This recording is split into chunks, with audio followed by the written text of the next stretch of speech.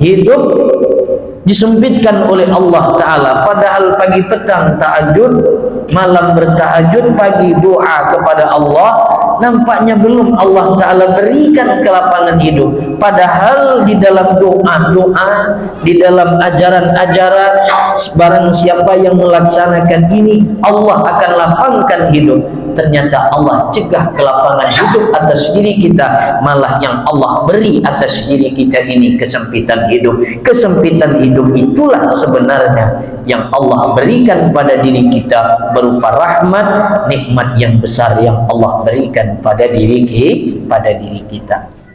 Bagaimana ceritanya Pak Ustadz ini? Biasanya di mana-mana orang berceramah hidup tentram, rezeki lapang, itu yang diinginkan. Ini tidak, kebalikannya. Hidup susah, rezeki sempit, berdagang kemana-mana sudah, doa sudah, tapi itu juga belum nampak. Jodoh sudah berusaha berdoa, PDKT sudah dilakukan, belum juga wanita itu mau dengan kita. Kok itu yang dikatakan sebenar-benarnya pemberian yang agung? Nah, jamaah yang dimuliakan oleh Allah Ta'ala, bagi nafsu kita, di mana kita mendekati seorang perempuan lalu terjadilah pernikahan, itulah sebenar-benarnya anugerah Allah Ta'ala atas diri kita menurut nafsu.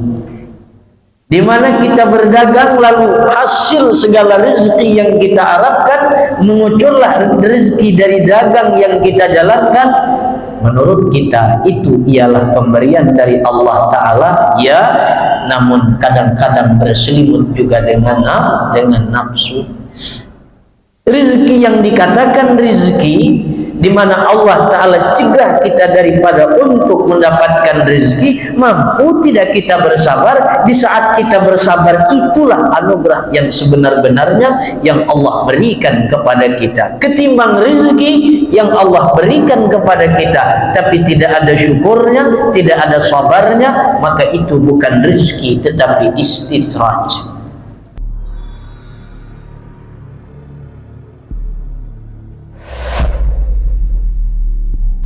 Assalamualaikum warahmatullahi wabarakatuh. Bismillahirrahmanirrahim.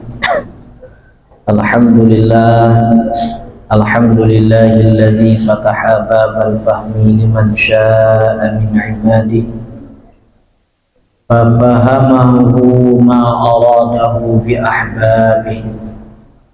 Asyhadu an la ilaha illallah wahdahu la syarika lahu fi zatihi wa sifatihi wa af'alihi, wa asyhadu anna sayyidana Muhammadan abduhu wa rasuluhu miftahu asrari.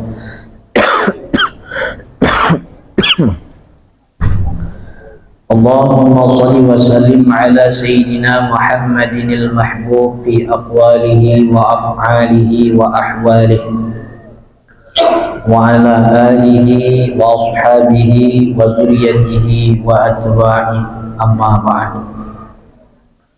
Raditu billahi rabba wa bil islami dina wa bi Muhammadin nabiyya wa rasulah. Hasbunallah wa ni'mal wakil, ni'mal maula wa ni'mal nasir. La hawla wa la quwwata illa billahil aliyyil azim. Faqad qala Allah subhanahu wa ta'ala fi kitabihil karim wa huwa asdaqul qailin. Rabbi shrah li sadri wa yassir li amri wahlul 'uqdatam min lisani yafqahu qawli.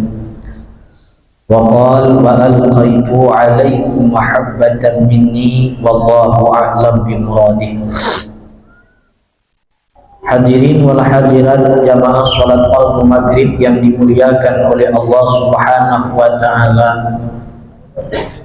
Tentunya pada kesempatan yang berbahagia ini yang saya muliakan segenap jamaah, orang-orang tua, tuan-tuan haji, juga segenap pengurus masjid, ketua, wakil ketua, bendahara, sekretaris, penasihat, Umumnya kita yang hadir dalam Masjid Jami' Zulfirdaus yang sangat kita cintai ini, semoga senantiasa kita mendapatkan rahmat kasih sayang Allah Subhanahu wa Ta'ala, dan tentunya tidak dapat saya sebutkan namanya satu persatu, namun tidak mengurangi rasa hormat dan ta'zim saya kepada orang-orang tua semuanya. Alhamdulillah, puji dan syukur kita haturkan kepada Allah Subhanahu wa Ta'ala, di mana pada malam yang berbahagia ini kita dapat kembali berkumpul dalam rangka kita melaksanakan amal ibadah. Semoga amal ibadah yang kita jalankan diterima olehnya, amin, Allahumma amin. Tidak luput pula salawat dan salam kita haturkan buat rufaduka alam keharibaan Nabi Agung Muhammad sallallahu alaihi wasallam, dengan bersama-sama kita mengucapkan kalimat Allahumma shalli ala sayyidina Muhammad wa ala ali sayyidina Muhammad. Semoga dengan kita bersolawat kepada beliau, kita mendapatkan syafaat beliau kelak di hari kiamat nanti, amin ya Allah ya rabbal alamin. Jamaah orang-orang tua yang dimuliakan oleh Allah Subhanahu wa Ta'ala, kita bersyukur kepada Allah Ta'ala di mana saat ini kita dipertemukan kembali oleh Allah dengan bulan di mana dilahirkan manusia yang mulia, Nabi kita bersama Muhammad sallallahu alaihi wasallam. Kita berharap dengan kita menjumpai ini bulan, banyak kebaikan yang Allah Ta'ala curahkan atas diri kita, dan kita dapat menteladani akhlak-akhlak beliau, dan kita dapat mencontohi daripada perilaku beliau. Oleh karena itu kita bersyukur kepada Allah Ta'ala juga hendaknya bahwa kita dijadikan umat baginda Rasulullah sallallahu alaihi wasallam, yang kita tidak pernah meminta kepada Allah Ta'ala. Tentu jalan satu-satunya adalah kita bersyukur atas nikmat yang besar ini, dan juga hendaknya kita selalu mencintai Rasulullah sallallahu alaihi wasallam. Kita berharap dengan hadirnya kita dalam majelis ilmu ini adalah bagian daripada bentuk mencintai Rasulullah Muhammad sallallahu alaihi wasallam. Amin, Allahumma amin. Mari kita dengarkan hikmah yang berikutnya daripada Al-Hikam Imam Ibn Athaillah As-Sakandari rahimahullahu ta'ala, yakni ialah hikmah yang ke-82 dari Al-Hikam, di mana hikmah yang sebelumnya adalah menjelaskan mengenai masalah seringkali Allah Ta'ala memberi kita, namun pada hakikatnya Allah Ta'ala adalah mencegah akan kita. Dan seringkali Allah Ta'ala mencegah kita, namun pada hakikatnya Allah Subhanahu wa Ta'ala adalah memberi akan kita. Maka hikmah yang ke-82 ini merupakan kesempurnaan daripada hikmah yang ke-81, yang bunyi hikmahnya adalah qala al-muallif atau qala al-musannif rahimahullahu ta'ala, mata fataha laka babal fahmi fil man'i adal man'u huwa ainul ata'i. Terjemahannya adalah, manakala Allah Subhanahu wa Ta'ala membukakan kepada engkau akan pintu kepemahaman pada apa-apa yang dicegah oleh Allah Ta'ala atas diri kita, maka kembalilah cegahan Allah tersebut, itu merupakan adalah sebenar-benarnya pemberian kepada kita. Begitulah kurang lebih terjemah daripada hikmah yang ke-82. mata fataha laka babal fahmi fil man'i adal man'u huwa ainul ata. Manakala Allah Subhanahu wa ta'ala membukakan bagi kita pintu kepemahaman pada apa yang Allah ta'ala cegah kepada diri kita, maka kembalilah perkara yang dicegah oleh Allah ta'ala tersebut kepada kita. Itu merupakan pemberian yang sebenar-benarnya yang Allah beri kepada kita. Jabarannya adalah idza fahimta annal man'a qad dayqir rizqi wal maridi wa shiddatil 'aish wa azal khalqi wa adami ijabati du'a rahmatan minallahi bik sara al man'u ata'an fadlan 'azima ilaik. Apabila kamu betul-betul memahami, berarti hikmah ini adalah memusatkan pembicaraan kita kepada masalah paham. Setiap orang yang tahu belum tentu dia paham, tapi orang yang paham insya Allah dia adalah orang yang tahu. Ini contoh, Bapak tahu batu yang saya pakai ini cincin bahasa umumnya, tapi setelah dilihat-lihat, oh mereknya adalah batu ini. Paham berarti orang yang memakai batu di jarinya itu disebut dengan cincin namanya. Orang semua tahu bahwa bila dipakai batu di jari namanya cincin, tapi tidak setiap orang yang paham mengenai masalah batu. Jadi orang yang tahu belum tentu paham, tapi orang yang paham insya Allah dia mengetahui. Batu itu kan banyak mereknya, merek Zamrud segala macam lah. Nah, bila dipakai di jari orang, entah apakah mereknya, nama umumnya semua orang tahu bahwa cincin namanya. Batu yang dipakai secara mendetail kita tidak tahu apa yang disebut yang dipakai itu. Nah, kita paham batu yang dipakai itu namanya ini Zamrud misalkan, Sapir misalkan, Fairuz misalkan, berarti kita paham dengan batu tersebut, otomatis kita mengetahui. Kita lanjut sampai ke batu-batu sana cerita. Jamaah yang dimuliakan oleh Allah Subhanahu wa ta'ala, itu kan supaya mendekatkan kepada paham. Apabila kita memahami sesungguhnya cegahan Allah Subhanahu wa ta'ala atas diri kita, seperti sempitnya rezeki,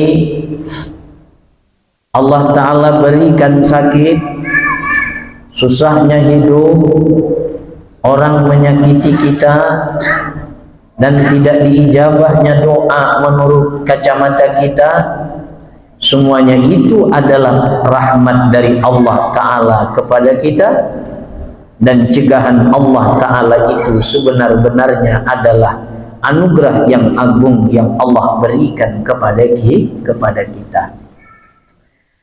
Apabila betul-betul kita memahami di mana di saat kita berada pada posisi terhimpitnya rezeki kita, berdagang sudah, kemana-mana kita membuka toko, tapi belum juga lagi nampak rezeki yang banyak atas diri kita. Baca ya Razak sudah, Waqiah juga sudah dibaca, tapi rezeki masih juga sempit. Dan sakit juga Allah Ta'ala berikan kepada kita. Berobat sudah kemana-mana, ke Singapura sudah berobat. Hidup disempitkan oleh Allah Subhanahu wa ta'ala. Orang semuanya membenci kita. Berdoa kepada Allah Subhanahu wa ta'ala, doa macamnya tidak ijabah. Sedangkan kita menginginkan bahwasanya rezeki luas, sakit disembuhkan, hidup sempit segera dilapangkan, orang semuanya mencintai kita, di saat kita berdoa, doa diijabah oleh Allah Ta'ala, itu kan keinginan kita. Keinginan kita adalah pemberian yang sesuai dengan nafsu, yaitu ialah berupa duniawi yang Allah berikan kepada kita. Tapi nyatanya Allah Ta'ala cegah itu semua atas diri kita. Kampanye sudah keliling, pas waktu hari H juga tidak naik-naik, tidak juga menjadi kepala desa. Sudah berkeliling kampanye setiap RT kemana-mana, sampai hari pemungutan suara dan sampai pada penghitungannya ternyata kalah. Keinginan kita tadi ini maksudnya adalah kita berusaha agar kita menang, agar kita mendapatkan kemenangan, ternyata kalah.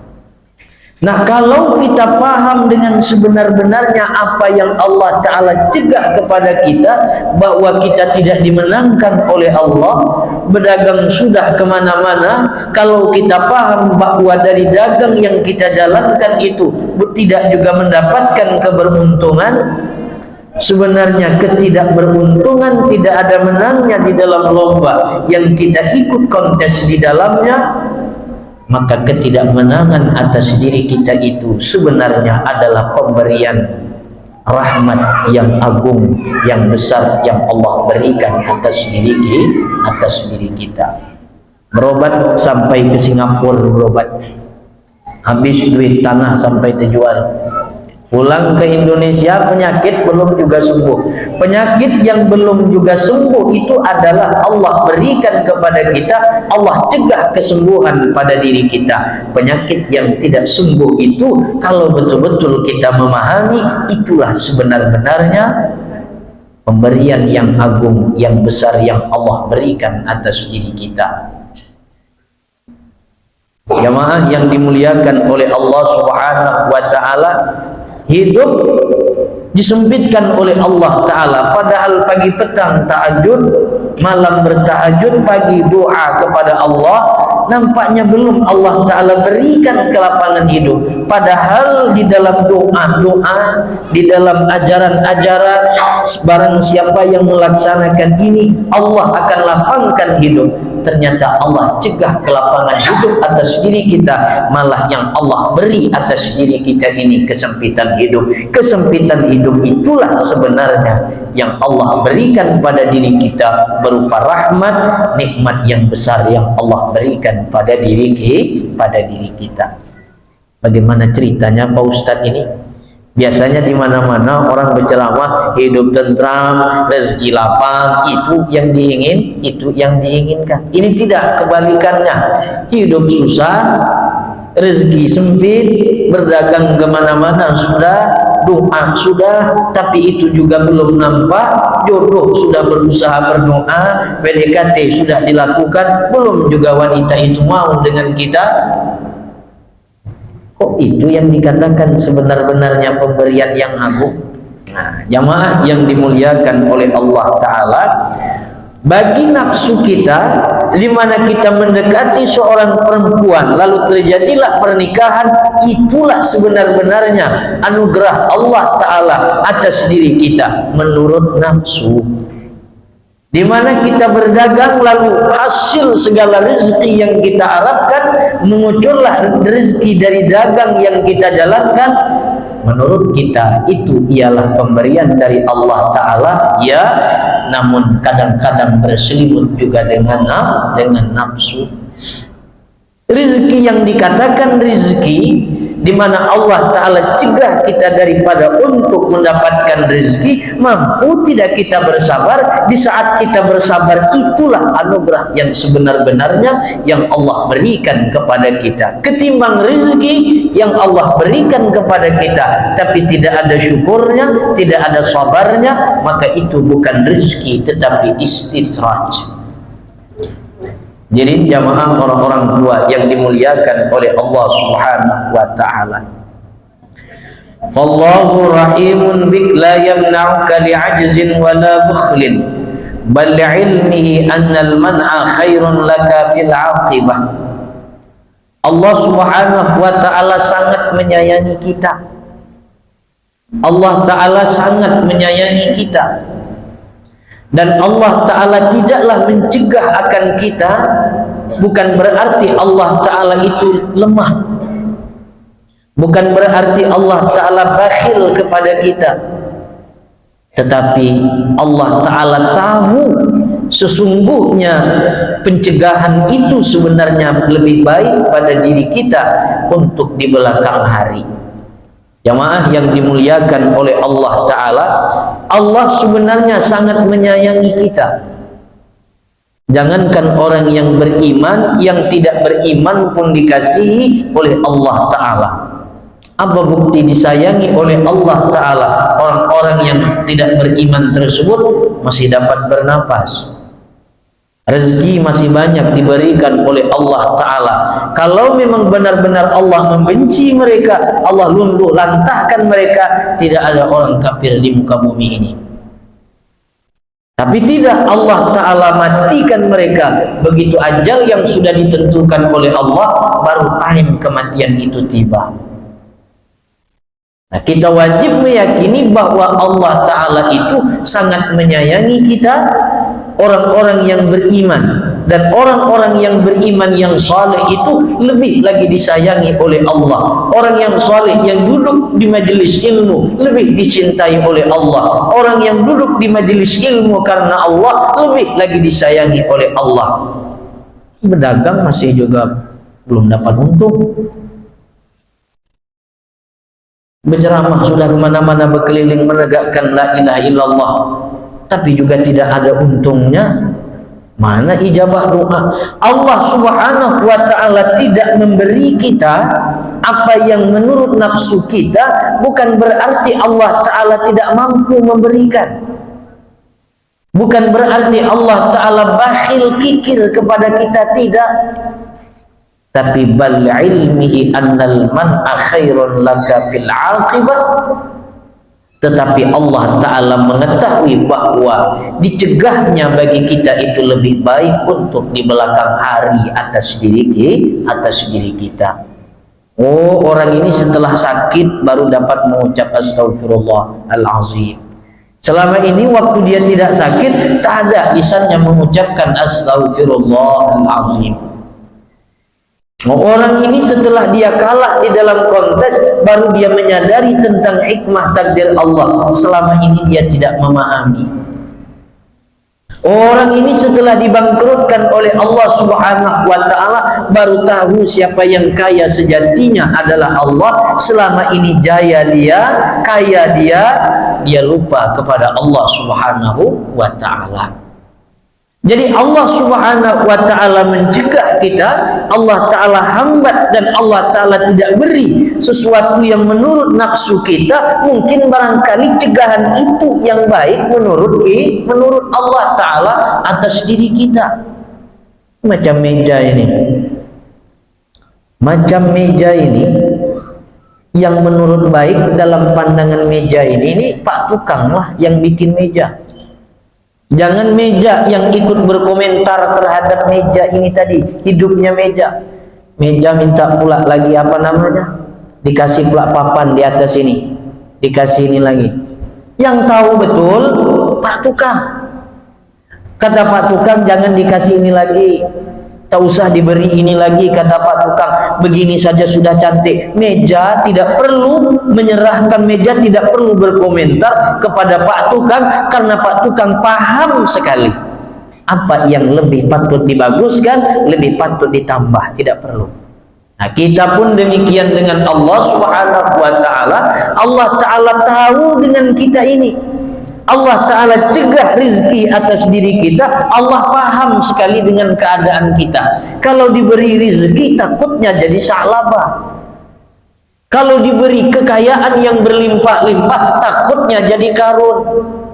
Padahal tidak, ya Allah. Kami kalau banyak rezeki kami ingin bersedekah, ya Allah. Kami kalau banyak rezeki kami berinfak, ya Allah. Allah Ta'ala tidak bisa kita bohongi dengan mulut kita, karena Allah yang menciptakan kita, Allah yang menjadikan kita, Allah pahamlah dengan apa yang dibikin olehnya. Allah pahamlah dengan apa yang diciptakan olehnya. Maka tugas kita berdoa adalah semata-mata beribadah kepada Allah Ta'ala. Tugas kita berikhtiar mencari rezeki adalah semata-mata menunjukkan bahwa kita ini lemah. Tugas kita berikhtiar di dalam berobat bila mana kita sakit adalah menunjukkan bahwa ikhtiar tuntunan syariat atas diri kita. Namun di saat kita mencari rezeki ternyata tidak juga kaya, namun kita sudah berobat ternyata belum juga sembuh, Allah yang paham dengan keadaan kita. Allah yang paham dengan keadaan kita. Jamaah yang dimuliakan oleh Allah Ta'ala, maka jangan sampai kita berkomentar dengan Allah Subhanahu wa Ta'ala. Dan orang yang paham dengan Allah, begitu berdagang tidak ada untungnya, begitu mencalon jadi itu jadi ini tidak naik, maka dia tidak berkomentar dengan Allah Subhanahu wa Ta'ala. Kenapa demikian? Karena dia paham dengan Allah Subhanahu wa Ta'ala. Maka doa jamaah yang Allah Ta'ala doakan kepada Sayyidina Abbas, bunyi doanya adalah Allahumma faqihhu wa'allimhu minat ta'wil. Ya Allah, berikan paham kepada Abbas ini. Ya Allah, berikan paham takwil kepada Abbas ini. Paham itu bukan berarti mengerti dalam segala bidang ilmu fikih, tidak. Paham itu adalah makna yang sangat luas. Orang yang paham dengan ilmu agama, orang yang paham dengan ilmu tafsir, orang yang paham dengan ilmu tasawuf, tapi tidak merasakan dengan kepemahaman itu, maka itu tasawufnya hanya tinggal di mulut, tafsirnya hanya tinggal di mulut, ilmunya hanya tinggal di mulut, dan tidak sampai kepada rasa dia paham dengan Allah Subhanahu wa Ta'ala. Jamaah semuanya Pak tahu bahwa Allah memiliki sifat 20, tahu aja. Kita semuanya tahu bahwa Allah adalah sayang dengan kita. Yang susahnya itu merasakan bahwa Allah Ta'ala itu benar-benar sayang kepada kita. Sayangnya Allah Ta'ala kepada kita tidak sama sayangnya makhluk kepada kita. Bapak kalau sayang kepada saya, mungkin bentuk sayang Bapak, Pak Ustaz, habis ini Pak Ustaz ambillah batu zamrud ini. Bentuk sayang Bapak dengan saya. Namanya juga sayang manusia. Pak Ustaz, kalau Pak saya cinta sekali dengan Pak Ustaz, senang ceramah saya dengan ceramah Pak Ustaz, saya senang dengarnya. Nah, ambillah ini rokok rep ini 5 bungkus, sayang saya dengan Pak Ustaz. Sayangnya makhluk. Sayangnya makhluk itu dari nafsu ya ke nafsu lagi. Sayangnya Allah Ta'ala dengan makhluk itu bukan dari nafsu ke nafsu, tidak. Karena Allah Ta'ala tidak memiliki nafsu. Yang Allah Ta'ala tampilkan begitu Allah Ta'ala sayang kepada hambanya, yakni ialah yang Allah Ta'ala tunjukkan kepada hambanya itu tidak lain dan tidak bukan adalah cintanya Allah Ta'ala yang susah untuk diterjemahkan oleh bahasa manusia. Bapak sayang dengan saya, otomatis Bapak beri saya cincin. Nafsu. Kenapa sebabnya? Karena menurut nafsu Bapak juga sayang dengan cincin. Bapak sayang kepada saya, Bapak beri saya rokok Rafi 5 bungkus, nafsu. Karena apa sebabnya? Karena Bapak juga adalah merokok.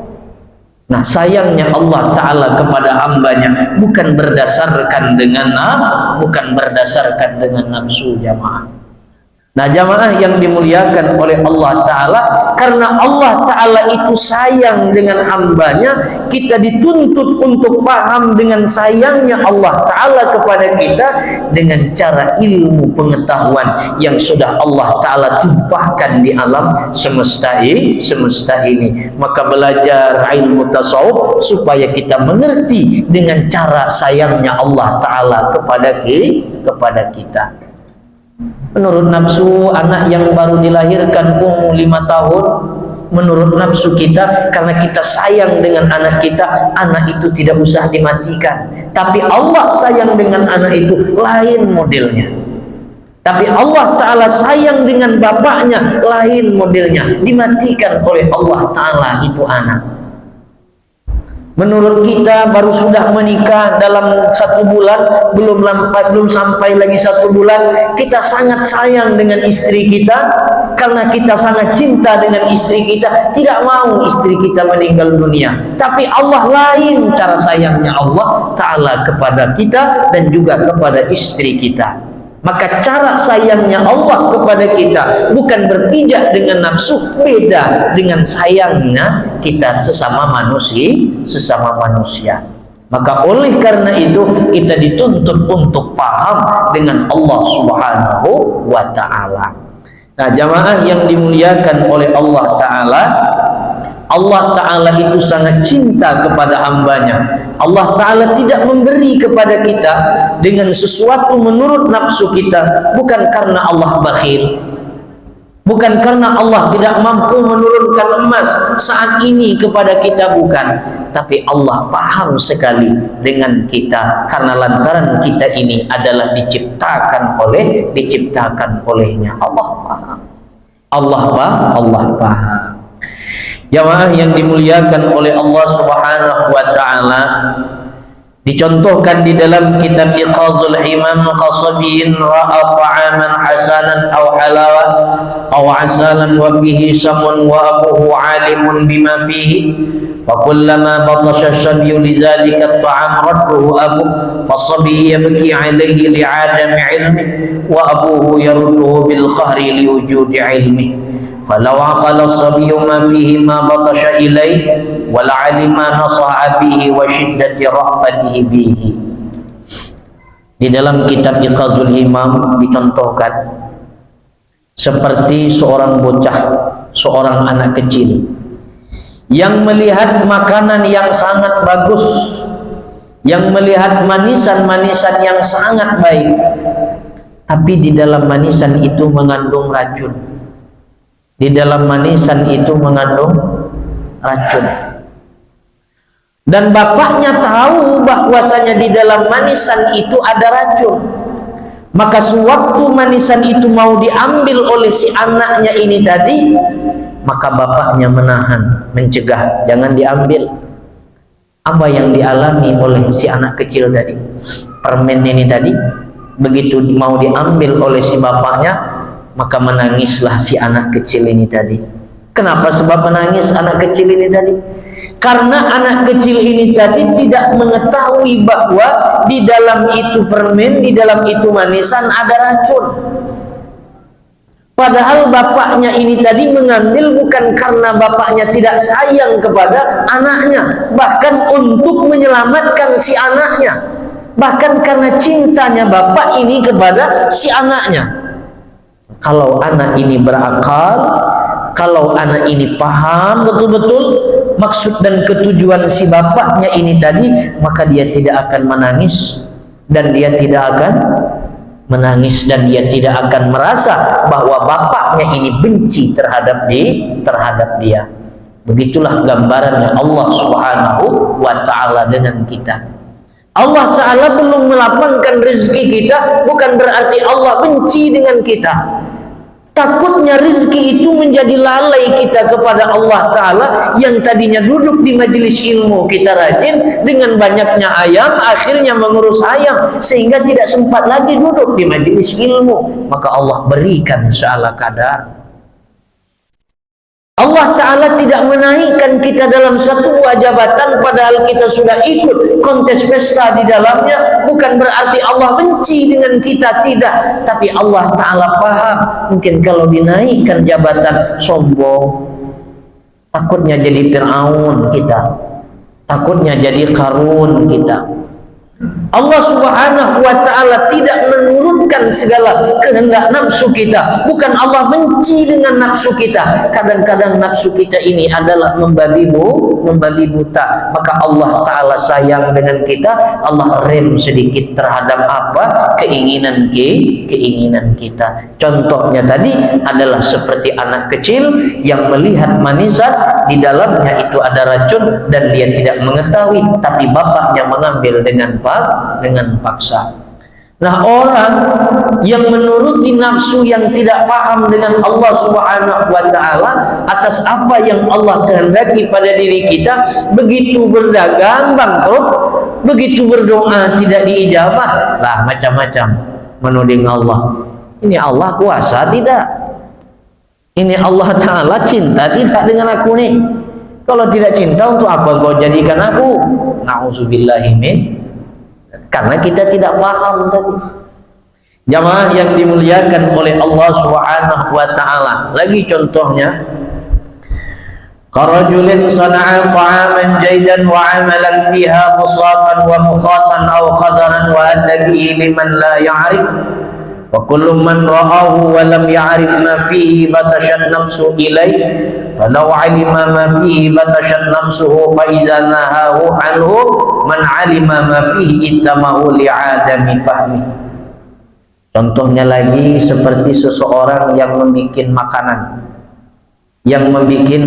yang bagus, tapi orang yang membuat makanan yang bagus ini tadi dicampurnya dengan air ludah, dicampurnya dengan ingus, dicampurnya dengan kotoran-kotoran, lalu dia hidangkan kepada kita, dan kita tidak tahu cara dia membuat makanan itu tadi, cara dia membuat roti itu tadi. Lalu tiba-tiba ada orang yang tahu bahwa cara orang ini membuat roti dengan cara yang kotor, dengan cara yang kotor. Lalu orang yang tahu ini tadi memberitahu kepada orang yang mau mengambil makanan ini tadi, jangan diambil makanan itu tidak higienis, kotor. Makanan itu kotor, makanan itu sudah dicampuri dengan air ludah, makanan itu sudah dicampuri dengan hidup. Jangan. Nah, karena kita tidak tahu nih tadi, ya apa tidak engkau nih? Masa makanan sebagus-bagus ini dicampur dengan air ludah, dicampur dengan ingus? Kita tidak tahu. Akhirnya buruk sangka kita kepada dia yang sudah memberitahu kepada kita dengan sebaik mau, benci kita dengan dia, padahal tujuan dia tadi adalah untuk menyelamatkan kita. Demikian pula dengan Allah Subhanahu wa taala, kadzalikal 'abdu yabtushu lid-dunya aw ghairu dzalik fima fihi dararuhu. Allah Subhanahu wa taala demikian pula dengan kita. Begitu mau berdagang dibangkrutkan oleh Allah. Karena Allah tahu di dalam berdagang itu pasti ada madaratnya pada diri kita. Pasti ada madaratnya pada diri kita kalau banyak untungnya. Begitu mau ikut ke sana ke sini, sudah mau daftar PNS ternyata gagal pula lagi. Allah paham kalau PNS nanti banyak madaratnya daripada tidak PNS. Lebih baik honor saja, kata Allah Subhanahu wa taala. Saya selalu berdoa kepada Allah, bukan hati itu tidak ingin punya pesantren karena merasa sudah kapasitas ilmu bisa, menurut nafsu tadi insya Allah alfiyah bisa, Jarh Maknun bisa, Jam'ud Jawami insya Allah bisa dibaca, Fathul Mu'in bisa, kitab Gundul saya bisa baca, tapi menurut Allah Ta'ala belum tentu. Maka saya selalu berdoa kepada Allah Ta'ala, ya Allah, kalau memang kau takdirkan aku punya ini, berarti itulah yang kau ridai. Bila mana tidak, berarti belum lagi. Jamaah yang dimuliakan oleh Allah Subhanahu wa taala, jangan membara dengan nafsu. Minta mau beli motor, kumpul duit sudah bertahun-tahun mau beli mobil. Ternyata sudah sampai hari hanya mau beli mobil ternyata gagal. Allah paham kalau punya mobil sombong nanti. Allah paham. Sudah kita berusaha minta izin dengan bini secara terang-terangan mau kawin, setelah dapat izin dari bini ternyata gagal pula lagi nak nikah istri dua. Kenapa? Sebabnya Allah paham. Jamaah yang dimuliakan oleh Allah Subhanahu wa taala, jadi fayamna'ul haqqa ta'ala minhu rahmatan bih wa syafqatan alaihi wa atina. Artinya tidak selamanya yang Allah Ta'ala cegah menurut nafsu kita. Allah Ta'ala cegah kita atas pemberiannya. Allah Ta'ala cegah atas diri kita menurut nafsu kita. Kita ingin itu, bukan selamanya menandakan bahwa Allah benci kepada kita, tidak. Tapi bisa jadi itu adalah bentuk rahmat, kasih sayang Allah, dan itu sebenar-benarnya adalah anugerah Allah yang Allah berikan pada diri kita. Tidak selamanya orang yang PNS itu lulus dia jadi PNS, ternyata orang ini adalah betul-betul berada dalam rahmat Allah. Tidak selamanya. Tidak selamanya orang yang gagal daftar PNS mengatakan bahwa Allah benci kepada dia. Ini bukan pemberian dari Allah. Juga tidak selamanya model itu. Maka kita dituntut untuk paham dengan Allah Subhanahu wa Ta'ala. Sedikit lagi, Nabi SAW bersabda, kata Nabi SAW, bahwasanya may yuridillahu bihi khairan yufaqihu fiddin wa man lam yufaqihu fiddin lam yubalillahu bih. Barang siapa yang diinginkan oleh Allah Ta'ala orang tersebut menjadi orang yang baik di sisi Allah, Allah akan pahamkan orang itu dalam masalah agama. Bukan masalah agama itu dalam ilmu fikih aja kata saya tadi, bukan. Orang yang paham dengan Allah Subhanahu wa Ta'ala. Dan barang siapa yang tidak mau mengerti dengan apa yang Allah Ta'ala berikan atas dirinya, maka Allah Subhanahu wa Ta'ala tidak peduli nantinya dengan orang tersebut. Nah, jamaah yang dimuliakan oleh Allah Ta'ala, mungkin kita sudah tahu ya ayat al-yawma akmaltu lakum dinakum wa atmamtu alaikum wa raditu lakumul islama dina. Ayat itu di dalam tafsir dikatakan waktu turun ayat itu yang artinya telah aku sempurnakan agama kepada kalian dan aku ridha Islam menjadi agama kalian, kata Allah. Ayat itu disampaikan oleh Rasulullah SAW di tengah para sahabatnya, riang gembira sahabatnya, senang sahabatnya. Ada satu sahabat yang tidak senang dengan mendengar kabar dari ayat ini. Menangis ini sahabat. Siapa namanya? Adalah Abu Bakar Siddiq. Abu Bakar Siddiq mendengar ayat ini menangis. Abu Bakar ditanya, kenapa wahai Abu Bakar engkau menangis? Berarti Abu Bakar paham dengan ayat ini. Kenapa engkau menangis? Berarti kalau Islam sudah sempurna, sudah Allah ridhakan kita ini memeluk agama Islam, berarti umur Rasulullah ini sudah tidak lama lagi. Karena habis sudah tugasnya Rasulullah itu membawa rahmat bagi alam semesta.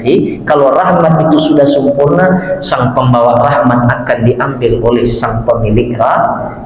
Singkat cerita, dalam satu riwayat tidak berapa lama kemudian daripada itu, menjelang 81 hari, Rasulullah pun diambil nyawa oleh Allah Subhanahu wa Ta'ala. Siapa yang menangis tadi dari sekian banyak sahabat? Cuman Abu Bakar. Kenapa sebabnya? Abu Bakar paham dengan Allah Subhanahu wa Ta'ala. Nah, kita pun demikian.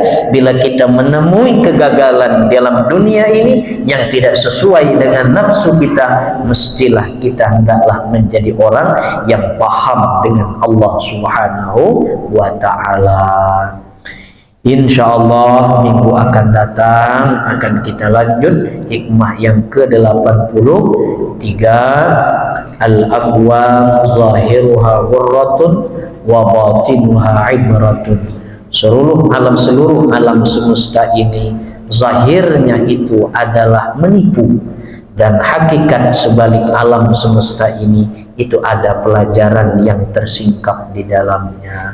InsyaAllah minggu akan datang akan kita lanjut pengajian kita. Semoga kita dapat berkumpul kembali. Intinya adalah bila mana kita menemukan sesuatu yang tidak sesuai dengan nafsu kita yang Allah berikan kepada kita, maka itulah sesuatu yang Allah berikan pada diri kita. Walaupun sakit menurut nafsu kita, itulah yang terbaik menurut Allah Ta'ala pada diri pada diri kita. Mudah-mudahan pengajian kita membawa berkah, manfaat, anak cucu kita jadikan anak cucu yang soleh dan solehah, dan semoga kita dipanjangkan oleh Allah Ta'ala umur kita, rezeki kita dimudahkan oleh Allah dengan berkat Al-Fatihah.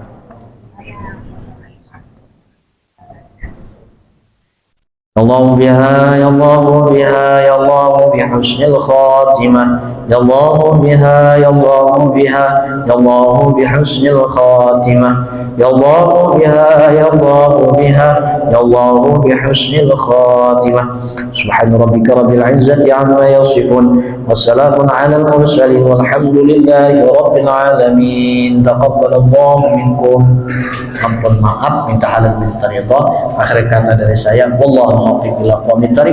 Assalamualaikum warahmatullahi wabarakatuh.